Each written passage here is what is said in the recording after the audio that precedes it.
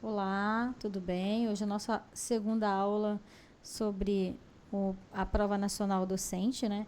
Nós iremos é, fazer uma análise, né, do edital aqui. Eu coloquei umas partes mais importantes, né?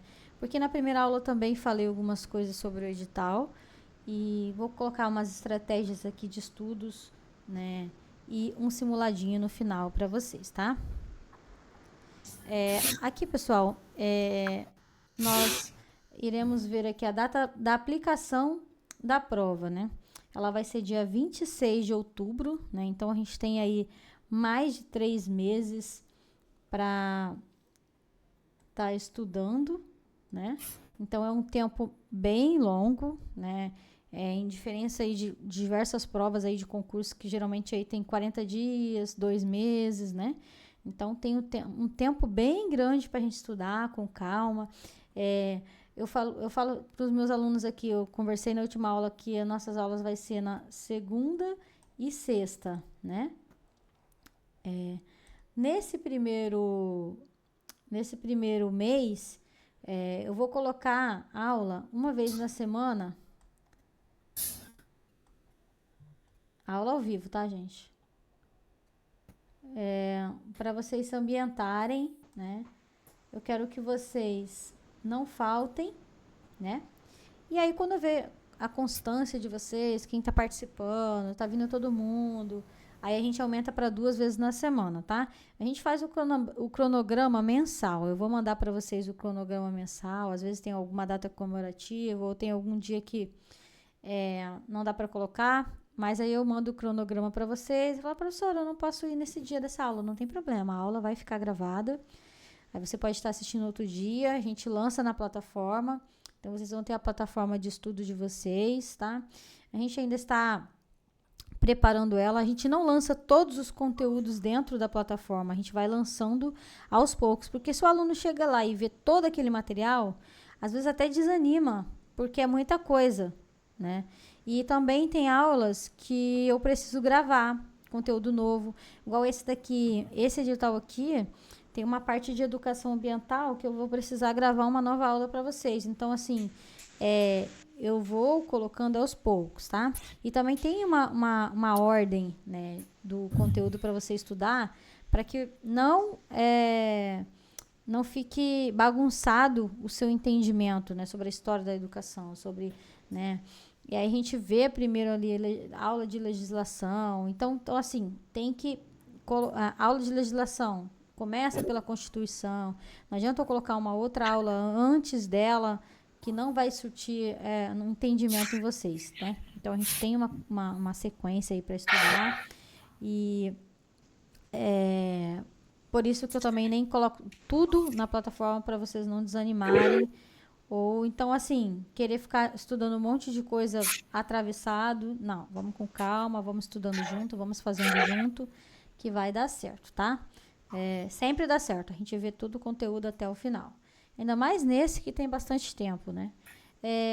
Aí eu peguei essa escrita que tá aqui, é tudo lá dos editais, né? Da Prova Nacional Docente. Professora, mas tem coisas que eu não acho num edital. Gente, a Prova Nacional Docente, ela não é um único edital para você olhar tudo, né? Ela tem edital, ela tem anexo e ela tem portarias. Então tá dividido. Eu vou até mandar um site para vocês, no site do INEP, que tá tudo em azulzinho assim, diversas portarias, né? E também o edital com a atualização. Então vocês abrem lá e lê com calma. Tem várias portarias, né? Uma diferente da outra, né? Então uma vai ter sobre a aplicação de prova, a outra vai ter mais focado no conteúdo, né? Então, assim, são várias portarias que foram lançando aos poucos, né? Tá? Aí aqui eu tirei o quê? Sobre a nossa prova, né? Tem alguém que tá com áudio. Deixa eu ver quem tá com áudio aqui aberto. Alô. Fechei. Então, aqui, a abertura dos portões vai ser meio-dia, né? Então, é no horário de Brasília. né? Vai fechar 1 hora, então cheguem com antecedência. O início da prova, 1h30. E vai terminar às 19 horas. Olha o tanto de tempo. Caraca, a prova, ela vai ter a duração de 5 horas e 30 minutos. Cara, é assim, não vai ser questão curtinha, tá? Não vai ser questão curtinha. E também tem o tempo da redação, juntamente com isso. Então, são 5 horas e 30 minutos de prova. É muito tempo. É muito tempo você com a bunda na cadeira, tá? Então, se prepare para vir um livro para vocês resolverem questões. Então, vai ser uma prova cansativa. Não vai ser uma prova que vai terminar rapidinho, tá? Então, vai ser uma prova cansativa de leitura. Então, vocês têm que treinar a fazer questões, fazer simulado.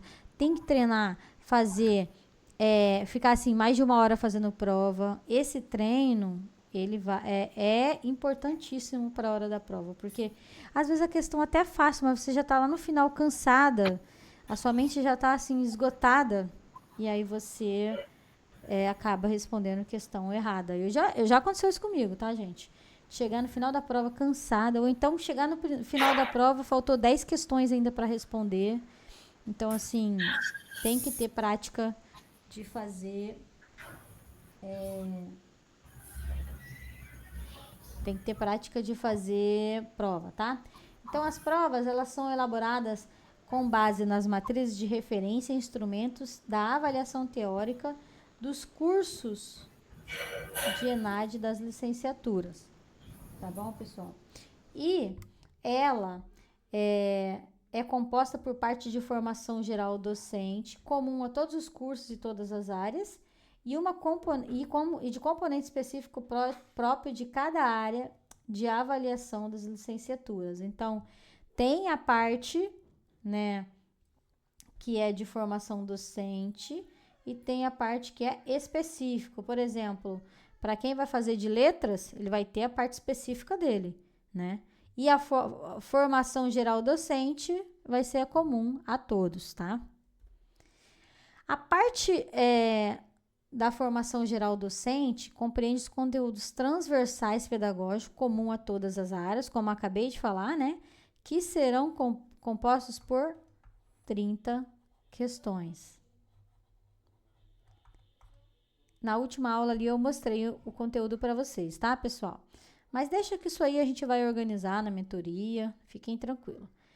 E que são questões de múltipla escolha, envolvendo o que também situações problemas e uma questão discursiva. Então vai ter uma questão discursiva para vocês responderem.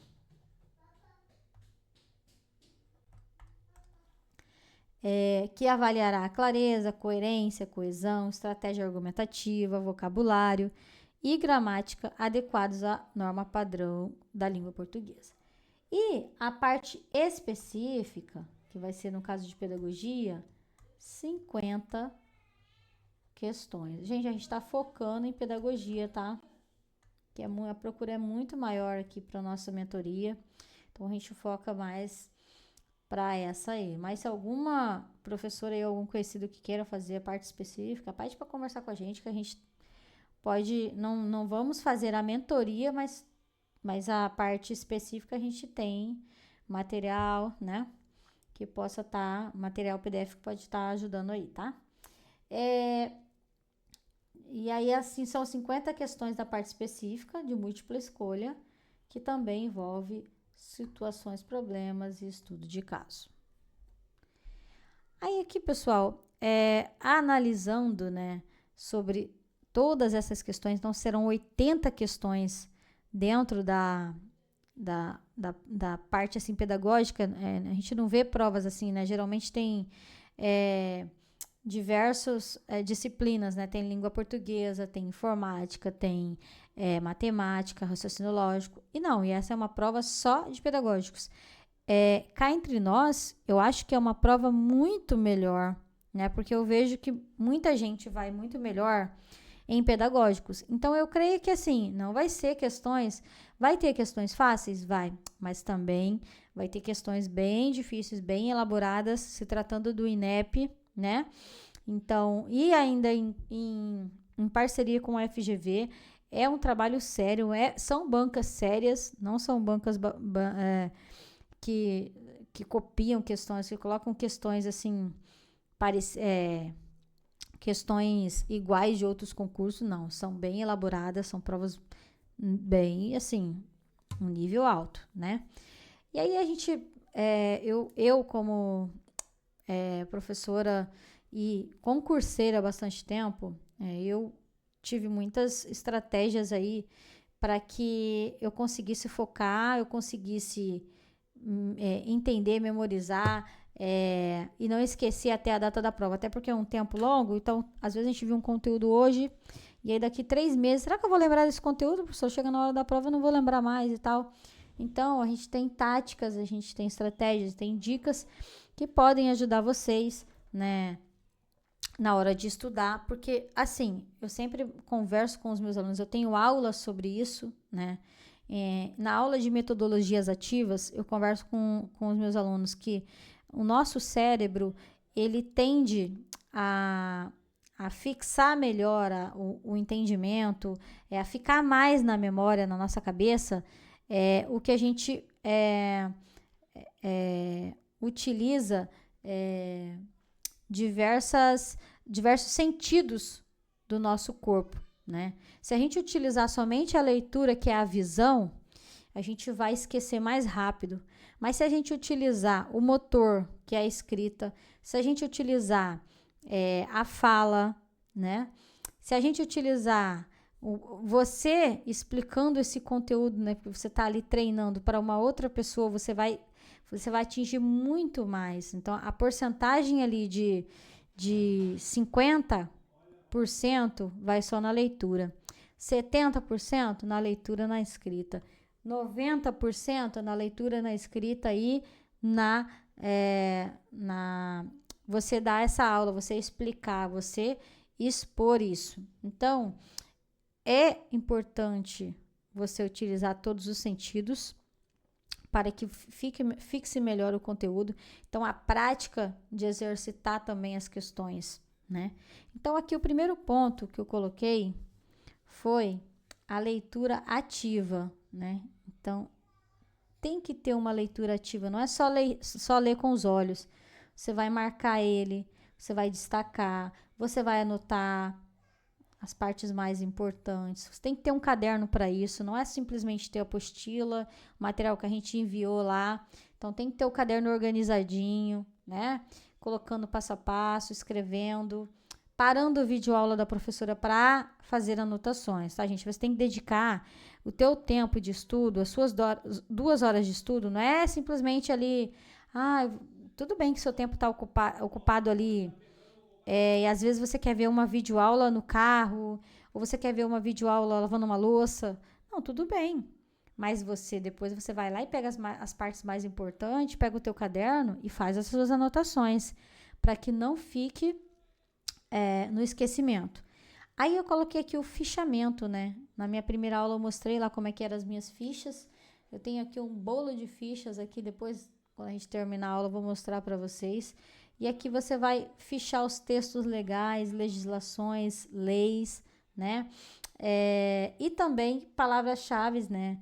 Na parte teórica, na parte psicológica, filosófica da educação.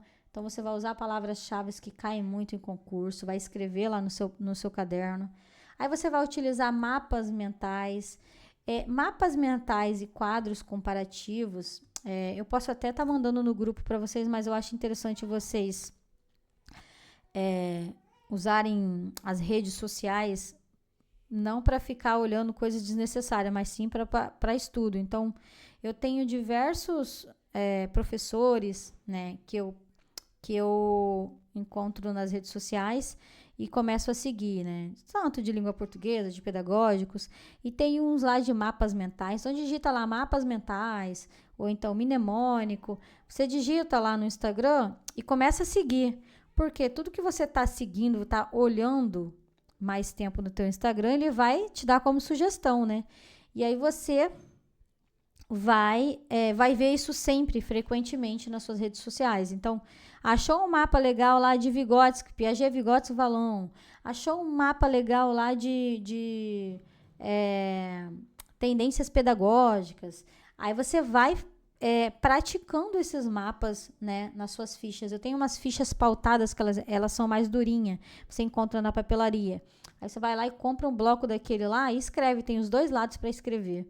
E aí, onde que você for, no banco, na farmácia, em algum lugar que você tem que sentar e esperar, ir pro sítio, ou tá no momento ali ósseo, pega as fichas e vai relendo isso. Principalmente lei. Porque lei, as bancas tiram uma palavrinha ou outra que acaba deixando incorreta, ou troca uma porcentagem. Isso a gente vai falar mais pra frente aí nas nossas aulas. Que você, escrevendo essa lei, você vai lembrar como ela se escreve fielmente, tá? Como ela é fielmente. Aí vem os resumos e autoexplicação. Então, você vai fazer resumos nessas fichas. Não vai escrever na ficha inteira. Você vai escrever de modo que a ficha não fique pesada. Aí vem ali, resolução comentada de questões, né? Por que eu falo tanto sobre a mentoria? Na mentoria, você tem a chance de fazer as questões, né? Se conhecer, né? Saber em que ponto que você está e o que você pode melhorar. E você erra e depois você não erra mais. Então, o erro, ele é construtivo, né? Quando você erra uma questão, você não vai errá-la novamente. E ela vai cair parecida, tá? Então, é muito importante você fazer questões, olha só, simulados, né? Mensal ou quinzenal. Então, cada 15 dias eu vou fazer um simuladão. Vou fazer o simulado de todas aquelas questões. Então, a gente tem ali o que concursos, ele te dá ali 10 questões para você estar fazendo por dia. Você só digita o tema e faz as questões. E você vai corrigindo, tá? Isso é importante. Vai lá no Google e digita, né? Questões de pedagogia 2025 e vai fazendo, tá? Peguem atualizados, não vai fazer um simulado antigo lá de 2015, não, porque as coisas vão mudando, tá? E aqui, ó, questões comentadas, assistir aula ao vivo, né? Por que eu falo que é muito importante assistir aula ao vivo? Porque o aluno, ele tende a sempre ter um momento de fuga, né? Eu sempre falo isso para os meus alunos. Fuga. Por quê? Porque ele fala assim, chega lá na aula, a professora vai ver essas questões aqui, já estou cansada de ver isso. É o momento de fuga. Depois eu vou pegar a aula gravada e eu boto só na parte que eu quero e não vou ficar perdendo meu tempo. É momento de fuga, gente. Não achem que isso é jogo, que é ganho. Por quê? Porque esse deixar para depois, ele é igual a um acúmulo de estudo. Isso é muito importante o que eu estou falando, gente, porque é o que acontece real mesmo na prática com muito aluno que vem falar comigo. Então, assim, deixar para depois é um acúmulo de estudo. O acúmulo de estudo, ele ocasiona na desistência, beleza? Então, não deixe para depois o que você está podendo fazer agora, tá? Só se for uma emergência, gente. Olha, hoje eu não estou podendo, minha filha está doente, hoje eu tive que fazer um negócio no meu trabalho, hoje eu tenho uma formação continuada, entendeu? Só se é uma coisa muito importante que não dá para faltar. Caso não seja, vai para aula, gente. Não tem desculpa para isso. Você tá com o seu propósito, com o seu objetivo, que é alcançar o seu sonho. Então, não deixe para depois o que pode ser feito agora. Não consegui fazer, eu não vou entrar na aula. Eu até entendo, né? Você pode fazer as questões e aí depois você vê a videoaula, beleza, né? Mas agora, você tá com tudo pronto e aí, por preguiça, ou quer fazer outra coisa, um lazer. Não, gente, vamos pra aula. Não deixa para depois e não ache que é perda de tempo chegar e estudar comigo, tá? Porque é assim, quando alguém te leva, tá ali te carregando, tá te puxando, é muito melhor. Se você não tem uma mentoria, se você está estudando sozinho, a chance de desistir é muito grande, gente. Eu sei, vai por mim, porque isso já aconteceu comigo várias vezes. Aí o último aqui, estudo em grupo ou a mentoria comigo, né? Então, o que acontece? O estudo grupo é legal, cara. Se você tem amigos que também vão fazer a prova, se reúne. Eu já fiz muito isso. Aos sábados, à tarde, convidava, vamos se reunir de 1 às 5, fazer uma pipoca. Tudo bem que às vezes, tá resenhando, né? Tá conversando. Mas se deu uma hora de estudo, tá ótimo. Você se divertiu, você reuniu com seus amigos e você estudou. E às vezes você tá lá explicando para ele, você tá aprendendo mais, né? Lembra lá da leitura ativa? É isso. E a mentoria é um grupo da turma. Então vocês vão ter o grupo da turma lá, que é o grupo a turma da turma PND, e você, cara, aquele grupo não é só para perguntar alguma coisa para mim ou só para mandar o link. Vocês podem estar conversando e mandando material lá. Fiquem à vontade, trocando materiais, ou você chama o aluno lá no privado, tá lá no grupo, e aí, você é da onde? Tá, vamos combinar a gente estudar junto e tal. E sim, gente, é pro sucesso de vocês, tá? Aqui, dicas finais para não desistir, que isso é muito importante. Você estudar todos os dias, como uma prática, né? Como escovar os dentes. E nem que seja 30 minutos, mas que esse hábito seja feito, tá? Crie um cronograma visual para você e acompanhe o seu progresso. O que é esse cronograma visual e acompanhar esse progresso? É você ver aonde você está hoje, né? E só um minuto, deixa eu colocar meu notebook para carregar.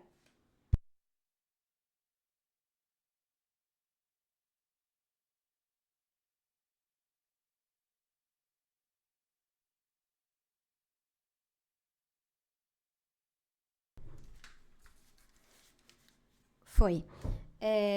Aí você vê aonde você está hoje, né? Esse é o cronograma visual. Aí você olha lá, o primeiro simulado que você fez, quantos por cento que você acertou disso, né? E aí, quando chegar lá no final, a gente vai fazer simulado em véspera de prova, né? E você vai ver o quanto você evoluiu. Olha, de 70%, de 50% fui para 80%, de 50% fui para 70%. E você vê o quão é importante essa evolução. Professora, manda os links do mapa mental no grupo, por favor. Suas dicas são muito importantes. Obrigada. Com certeza, eu mando para vocês lá, tá? Aí vem o próximo. Evite o perfeccionismo. Feito é melhor que idealizado, né? Muitas vezes o aluno quer lá escrever bonitinho, quer que esteja tudo organizadinho. Cara, o estudante de concurso não tem... Se for pela onda de perfeccionismo, você não vai chegar a lugar nenhum. Cara, é letra feia, é letra corrida, é você marcar gabarito no caderno todo desorganizado. O importante é o quê? É o conhecimento, né, gente? Não vamos focar em achar que tá escrevendo bonitinho ou que tá fazendo pasta tudo organizada para mostrar para alguém, não, gente. É qualidade, tá? Aí vem o próximo. Encare o estudo como uma missão, né? Isso aqui tem que estar sempre na sua cabeça, porque senão você não chega a lugar nenhum. E não ache que você está se preparando apenas para essa prova. Você está se preparando para os concursos, né? Isso é conteúdo de qualquer concurso.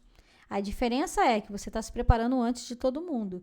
Então, você está se preparando para o PND, então encare isso como um estudo que também será para concurso, tá? Não, vou estudar só para essa prova aí, mas ela nem... muita gente vai falar isso, tá? Mas isso aí nem é um concurso. Muita gente vai falar isso para você, entendeu?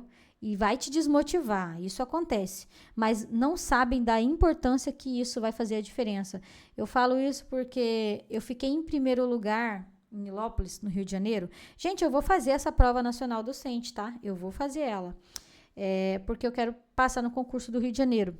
Então, o que acontece? Que eu sou de Nilópolis, né? Então, o que acontece? Muita gente vai te desmotivar e vai falar assim, isso não é um concurso, né? Mas não é porque é um concurso que eu não vou fazer. Isso aqui tem uma grande importância. Eu fiz o concurso de Nilópolis, eu passei em primeiro, mas eu não estava em primeiro, eu estava em quarto lugar. E a etapa de títulos era enviar antes de acontecer a prova. Então, antes de você saber se você passar ou não na prova, você tinha que enviar os títulos. E tinha que cursos e também tinha pós-graduação, né? No caso, o meu era pós, né? No caso, os títulos, né? Era a especialidade e também os cursos. E aí, cara, eu gastei uma nota. Eu gastei acho que uns R$ 200, porque eu mandei títulos de duas áreas, né? Eu fiz para educação especial e professor de séries iniciais. Então, gastei uns R$ 200, tempo, né? Tive que tirar vários xerox no cartório para autenticar. Então, eu gastei muito sem saber se eu ia passar nas provas. E muita gente não enviou os títulos. Então, eu fiquei em quarto lugar. Então, por causa dos títulos, eu subi 7 pontos. E aí eu fiquei em primeiro, né? Então, é a mesma forma que eu falo que é esse PND. O PND ele é um título, né? Então, quem não fizer esse PND já vai já vai estar atrás de você, que está aqui estudando, se preparando, né? Então, façam, é muito importante para os próximos concursos que virão, tá? E alguém me perguntou em relação, professora, se eu fizer a prova esse ano e a cidade que eu quero fazer o concurso não aderiu ao PND. O PND, ele é válido, a sua nota é válida por 3 anos, tá? Eu não esqueci de ler o último aqui. Busque a paz interior, descanse e confie. Então, você tem que estar confiante do que está fazendo, buscar a paz interior, não fique apreensivo, que vai dar tudo certo, tá? Aí aqui, eu acho muito importante, falei na outra aula, mas eu quero falar novamente sobre o seu cronograma mensal, semanal, desculpa, que você vai colocar desde o momento que você acorda até o momento que você dorme, tá? Então, coloque o que você vai fazer de manhã, toma café, almoço, separe o tempo para tudo isso, né? Separe o tempo para o trabalho, o tempo. Oi? Sirley falou alguma coisa? Não, tá aberto aqui, pronto, deixa eu fechar, desculpa. Não, tranquilo. Então você deixa o tempo de cada coisa aqui. Se você faz academia, coloca lá, entendeu? Você não precisa abdicar de tudo da sua vida para você estudar para concurso. É só você se organizar que vai dar certo, tá? 1 hora de tempo com as minhas filhas. Cara, você faz o seu cronograma, o que você acha importante você coloca ali, tá bom? Não quero estudar no domingo. Beleza, é um dia que você quer tirar para você descansar, lá seu lazer. Tá perfeito, é só você se organizar, mas que seja feito pelo menos 2 horas por dia de estudo, tá? Aqui eu coloquei um exemplo, né? Acordar, café da manhã, trabalho, almoço, happy hour, curso, clube, tudo que a pessoa colocou ali de estudo para ela, tá? E de acordo com a realidade dela, né? Você vai colocar de acordo com a sua, beleza? Edital. Aqui, pessoal, a gente já vai. Não sei por que está escrito edital aqui, mas a gente já vai para as questões, tá?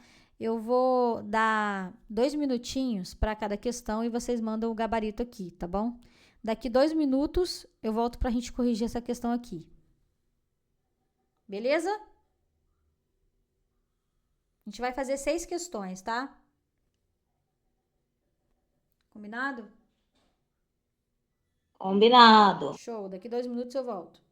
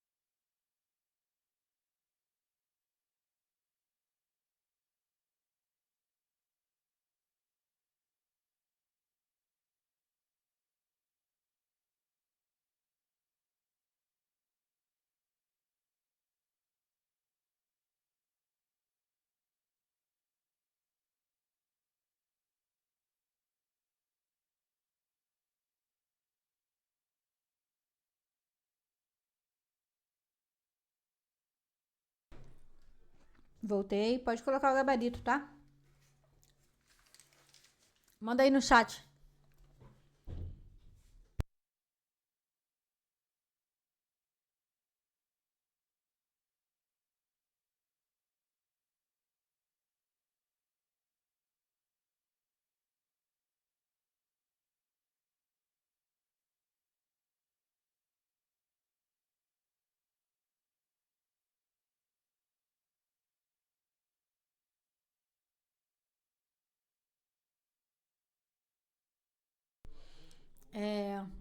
O Joelma Cirlei aí respondeu C, né? Então vamos lá.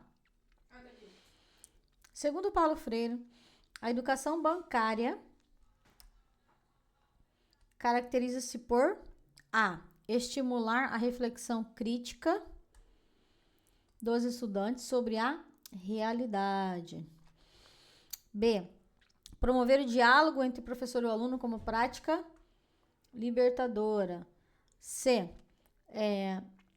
Considerar o aluno como recipiente passivo a ser preenchido com conteúdos.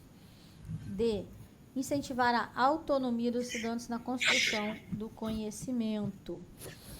Então, pessoal, realmente aqui ficamos com a C, né? A educação bancária que Paulo Freire tanto fala em seus livros é o aluno como recipiente passivo, né? Que não fala, que não tem vez, que não tem voz. E os conteúdos esses conteúdos são depositados em sua cabeça, em sua mente, né? Então, o aluno não tem oportunidade de ser ativo, não tem oportunidade de questionar, né? Então, isso, Paulo Freire criticava muito a escola, né, como uma educação bancária naquela época, e ele veio com a sua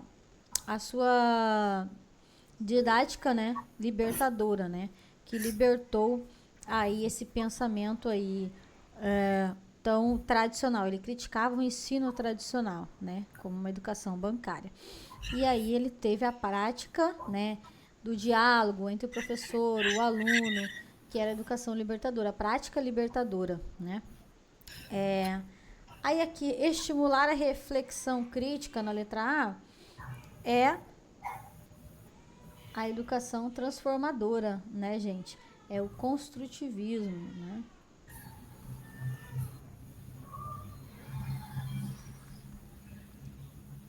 É incentivar a autonomia, né, dos estudantes na construção do conhecimento. Quem estimula tanto a autonomia é a educação libertária, né? A gente tem aula disso, tá, gente? Nas tendências pedagógicas. Só para vocês entenderem um pouquinho aí o que é cada alternativa. Sobre a avaliação da aprendizagem, é correto afirmar que, então, sempre que a gente for estudar sobre avaliação, gente, nós temos a aula de 3 tipos de avaliação. Avaliação da aprendizagem, avaliação em escala e a avaliação institucional.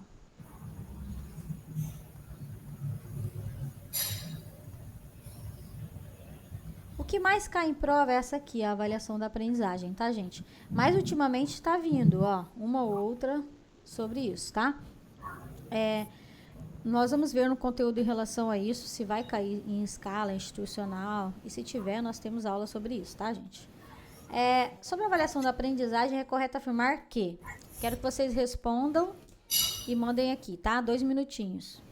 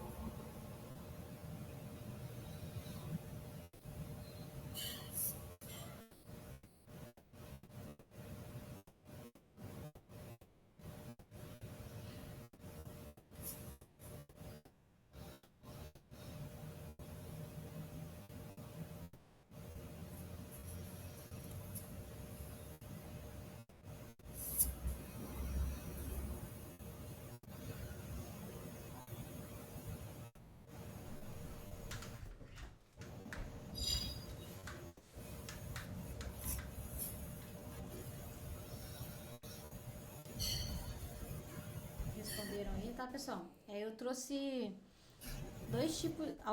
três tipos de questão mais simples e três tipos de questão mais complexa, tá? Responderam B, né? Então vamos lá. A avaliação da aprendizagem é correto afirmar que a letra A. A avaliação diagnóstica visa exclusivamente atribuir notas finais. Então a gente sabe que a avaliação diagnóstica, gente, é aquela diagnose, é aquela avaliação, uma sondagem inicial que a gente vê quais são os conhecimentos prévios do aluno, né? O que ele traz de importância, né? E a gente vai analisar isso, acompanhar esse processo, né? E ela não visa exclusivamente atribuir nota final, né? Ela é um meio de que você possa dar continuidade nos estudos com o aluno através dessa avaliação aí inicial, tá? Então, por isso que não é a letra A. B. A avaliação formativa busca acompanhar o processo e orientar intervenções pedagógicas. É isso mesmo, gente, é a letra B, né? A avaliação formativa, ela acompanha todo o processo, né, do início ao fim, orienta, tem intervenções pedagógicas aí pelo professor, né, para ver onde que o aluno errou, quais as dificuldades dele, e através disso o professor ajusta o que precisa ser avaliado, o que precisa ser passado para o aluno. C. A avaliação somativa. Ela elimina a necessidade.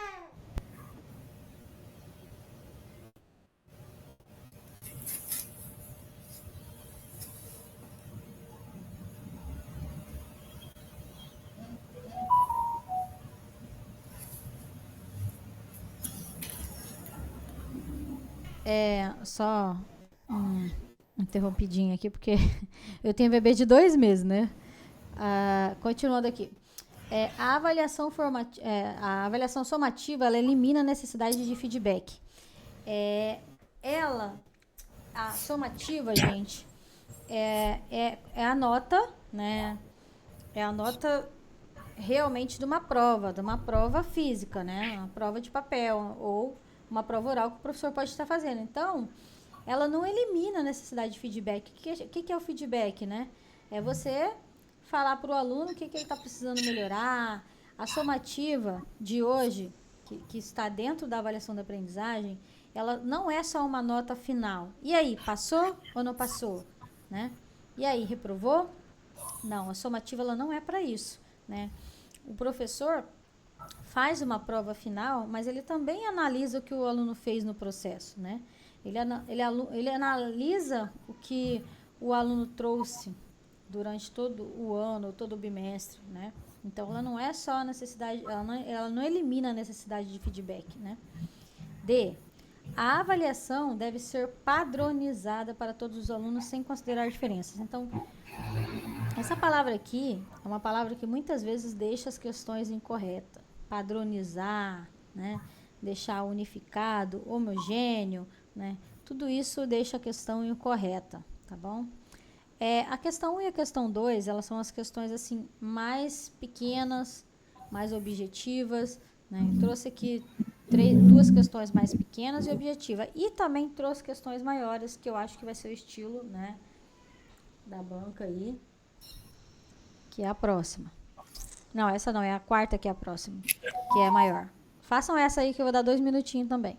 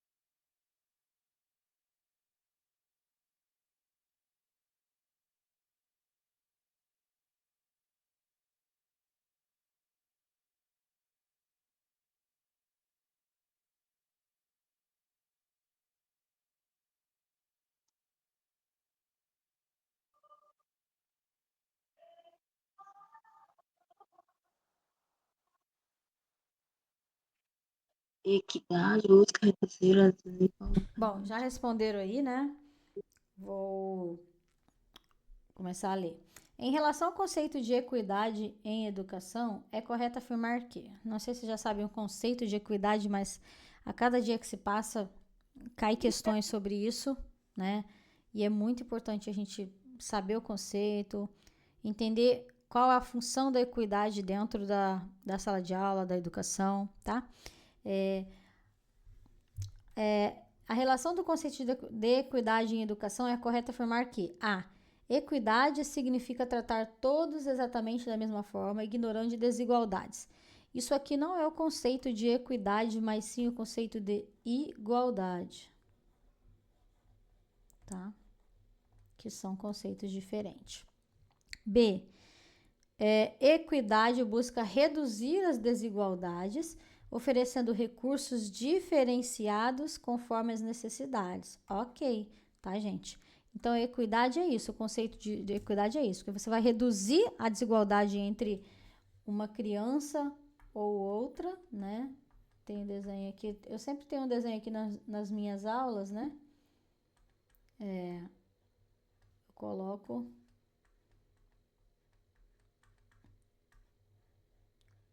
para os alunos. Então, e Então, gente, a equidade é isso, é você equiparar, né, as aquele, desigualdades aquele que de tem recursos. mais dificuldade para que ele fique no mesmo nível do que está lá em cima. Então você vai olhar para aquele aluno que tem dificuldade na sala de aula, que tem, né, diferença, né, em relação ao ensino, em relação à parte motora, física, em todos os sentidos, né, gente? Não é só em relação ao cognitivo, não. O cognitivo, motor, é, o sensorial, tudo isso, tá? Então, tudo que o aluno, você observar a diferença que ele tem, que ele precisa alcançar para chegar no nível do que se espera, isso é equiparar, é equidade, é você reduzir essa desigualdade desse aluno para que ele supere os obstáculos e as suas necessidades. E a equidade, eu já vi muito em prova falando sobre isso, que a equidade é utilizada para os alunos especiais, para apenas para eles. Não, gente, para qualquer pessoa, não só para os especiais, tá? Eles também estão dentro. C. Equidade substitui a noção de qualidade da educação. Não, não substitui nada, não. E equidade exclui políticas afirmativas, também não. Por isso que ficamos com a B. Agora vai ver um pouquinho um modelinho assim que eu acho que vai cair questões dessa maneira, né? Se tratando de INEP, se tratando de Banco FGV como organizadora, né? Se tratando de 5 horas e 30 minutos de prova. Então a gente vai treinar o nosso cérebro a estudar, a fazer questões mais longas, mais complexas e que o raciocínio seja um pouquinho, tem que raciocinar um pouquinho mais para responder a questão, tanto com verdadeiro ou falso, com um, dois e três, que pode aparecer muito.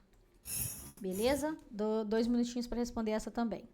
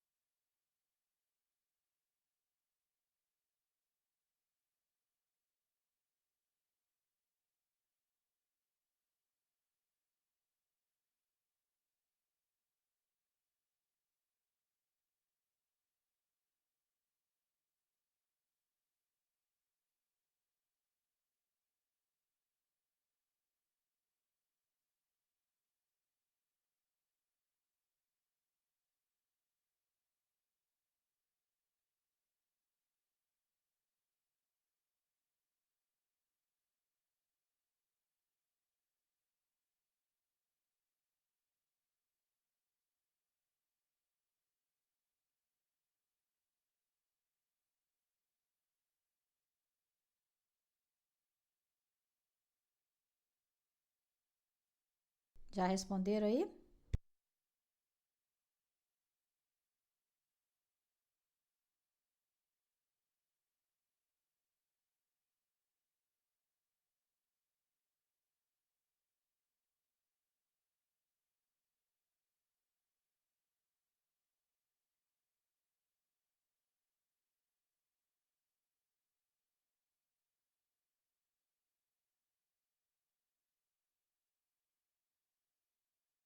Aguardando vocês responderem, hein? Não fiquem com medo.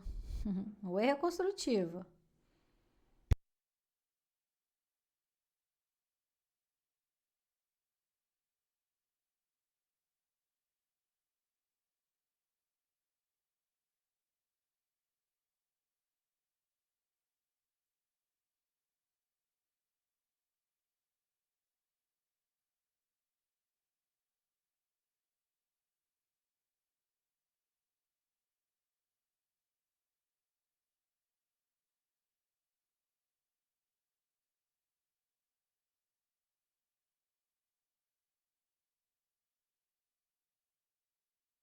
Vamos lá, gente. Vou responder essa.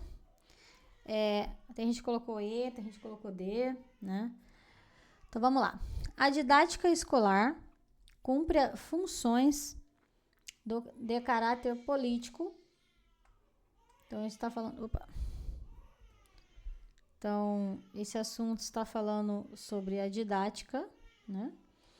A gente sempre, quando vai ler uma questão, vai circulando, vai grifando, tá? As partes importantes do contexto. A didática escolar cumpre funções de caráter político, educativo e científico a um só tempo. A integralização dessas funções pela didática escolar torna essa disciplina acadêmica algo mais complexo que a simples procura e implementação de procedimentos de ensino. Por meio desse processo, a unidade dialética da teoria e da prática assume teoria e prática. Assume as características de uma verdadeira investigação científica da realidade cotidiana da prática pedagógica. A partir das informações apresentadas, avalia as afirmações a seguir. Então, gente, essa questão, ela vem falando sobre didática, veio muita coisa para você ler, então, muito cansativo, mas em resumo, está falando sobre a didática. E ela está pedindo para você falar se as afirmativas são verdadeiras ou falsas.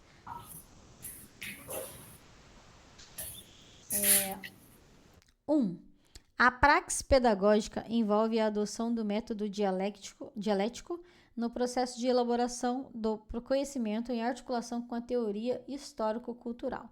Gente, já fiz questões assim com essa palavra aqui, com outras alternativas, outras questões, e os alunos sempre acham que isso é um erro ortográfico ou é o que deixa a questão incorreta. Gente, a praxis pedagógica ela é muito utilizada pelo autor Paulo Freire, né, que fala que é o conceito, né, da teoria mais a prática.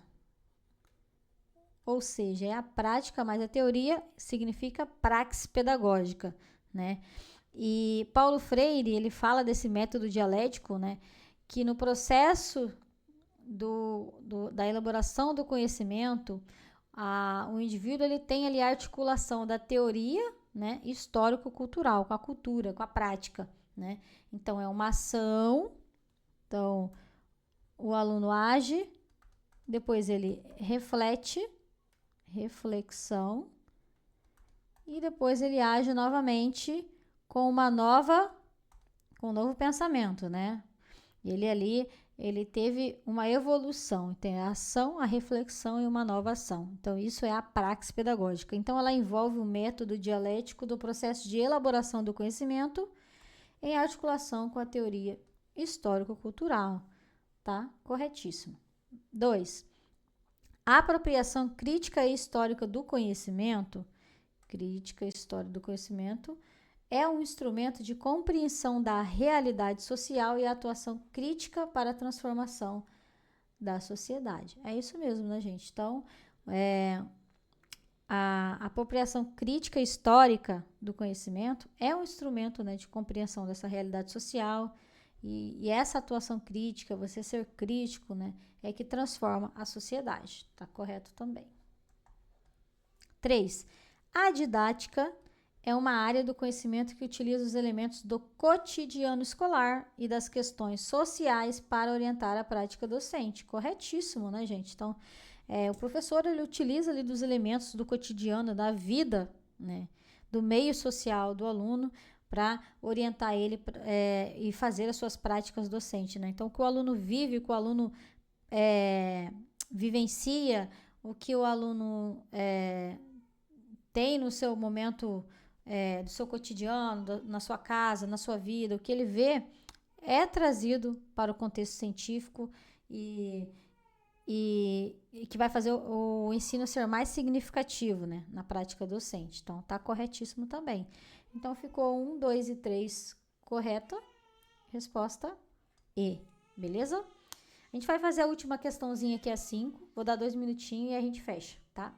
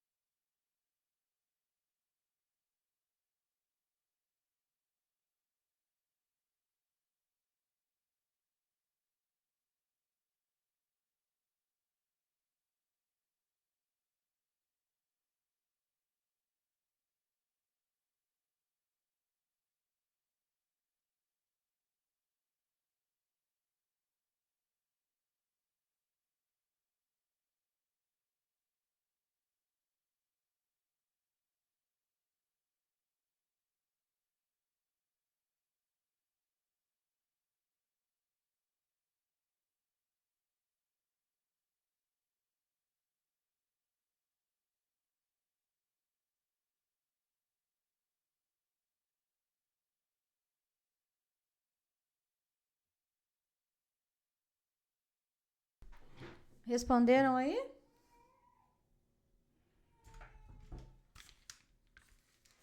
Foram de C? Eu respondi, prof. Essa questão aí é bem difícil, hein? É, a gente vai conversar aqui um pouquinho sobre ela. Então vamos lá. Eu coloquei a letra C. Tá. Deixa eu só. Ai, o que eu fiz?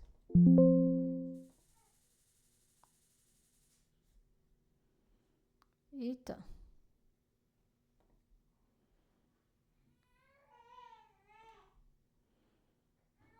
Parei de compartilhar aqui sem querer.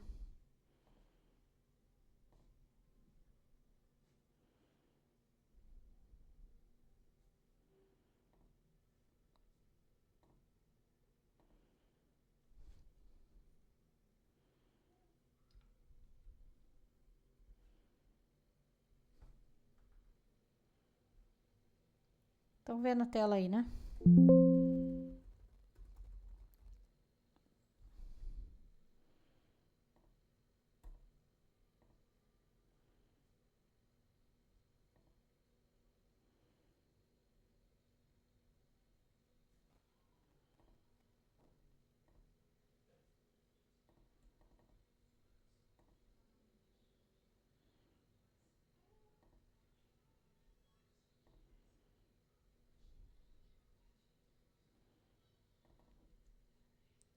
Só um minuto aqui que saiu a. Aí.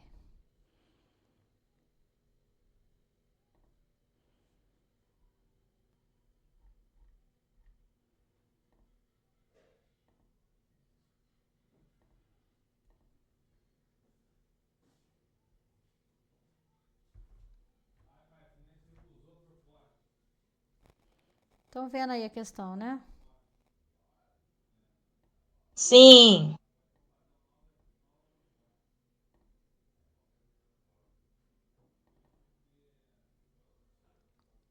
Então vamos lá.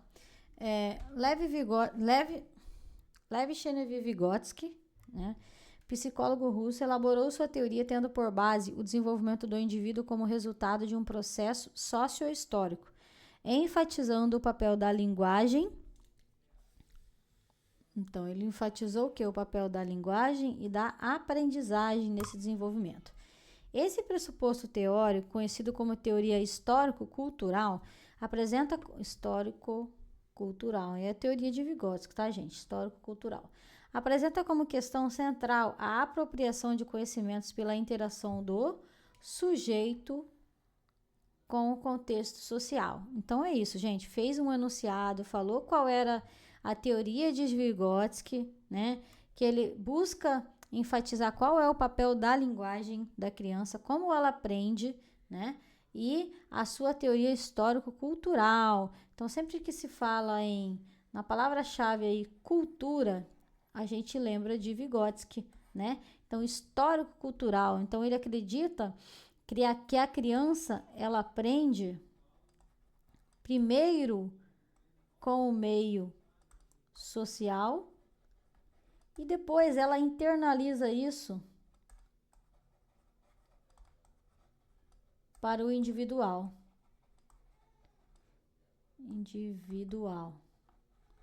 Então, ele acredita que ocorre primeiro a aprendizagem.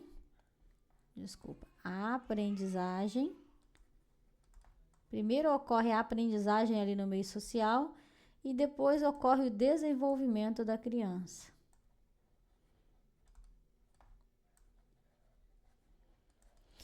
Considerando os pressupostos da teoria vygotskiana, avalie as afirmações a seguir. 1. O desenvolvimento cognitivo é produzido no processo de internalização da interação social com a cultura. 2. Ao acessar a língua escrita, o indivíduo se apropria das técnicas inerentes a esse instrumento cultural, modificando suas funções mentais superiores. 3. A apropriação da linguagem específica do meio sociocultural transforma os rumos do desenvolvimento individual. 4. O desenvolvimento das funções psíquicas psíquicas superiores decorre de funções existentes no indivíduo. A educação sistemática e organizada pode contribuir com o processo de aquisição dos sistemas de conceitos científicos, o que modifica a estrutura do pensamento do indivíduo. Então, vamos lá. Analisando o número 1, né? O desenvolvimento cognitivo, ele é produzido, né, no processo de internalização da interação social com a cultura. Como eu falei para vocês, o aluno, ele primeiro vai aprender como? Do meio social, né? E ele vai produzir cultura, né? Digamos que a criança X encontrou a criança Y na rua e eles estavam jogando bola e foram diversas aprendizagens trocadas nessa brincadeira. Então, através dessa cultura, desse contato com o meio social, com o outro, ela produziu cultura. E aí, o que aconteceu? Vygotsky, ele afirma que esse desenvolvimento, essas funções mentais superiores, ela se dá pela internalização dessas interações sociais. Então, primeiro ocorre ali o plano social, que é esse interpsicológico, né? E depois ocorre o plano individual, que é o intrapsicológico, dentro dele, ok? Então, a número 1 está correta. Deixa eu pegar minha caneta verdadeira. 2. Ao acessar a língua escrita, o indivíduo se apropria das técnicas inerentes a este instrumento cultural, modificando suas funções mentais superiores. Isso aí. A linguagem escrita, ela é uma ferramenta cultural, né? Complexa, que transforma a forma que o indivíduo organiza o pensamento. Então, ele vai desenvolver ali habilidades cognitivas mais elaboradas, né? São funções mentais superiores, vai modificando ali o ser, né? A sua aprendizagem. Então, também está correta essa daí. 3.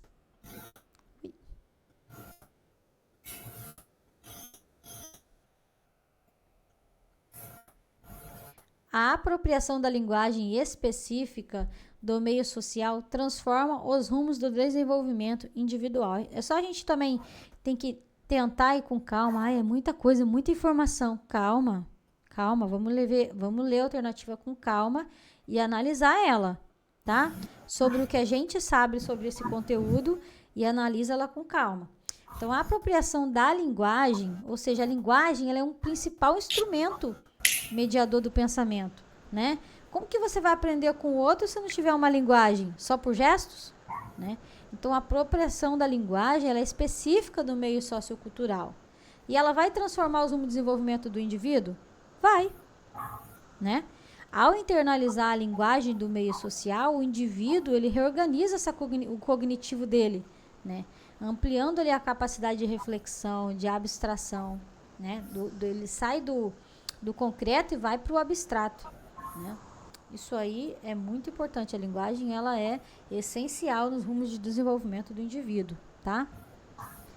E a última, que é a 4. Então, deixa eu marcar aqui, que a 3 é verdadeira.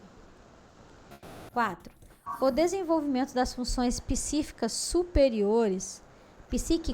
superiores decorre de funções existentes no indivíduo.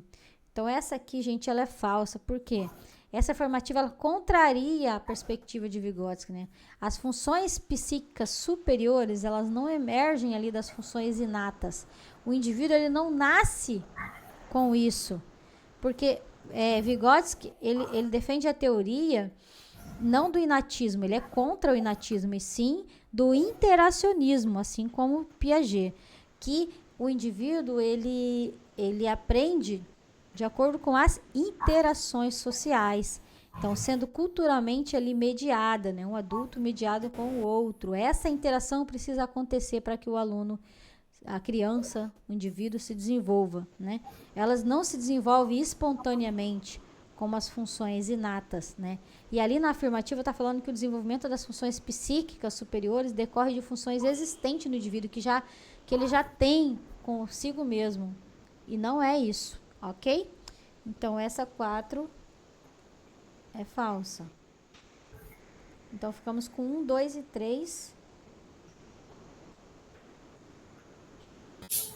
Aí, agora vem a 5. Ui, é aqui, ó. É essa aqui que é falsa. Desculpa, tá, gente? Deixa eu apagar ali a outra. Tem mais uma para ler. Vou pegar a borracha. É que ficou emendadinha ali, né? Agora a última. A educação sistemática...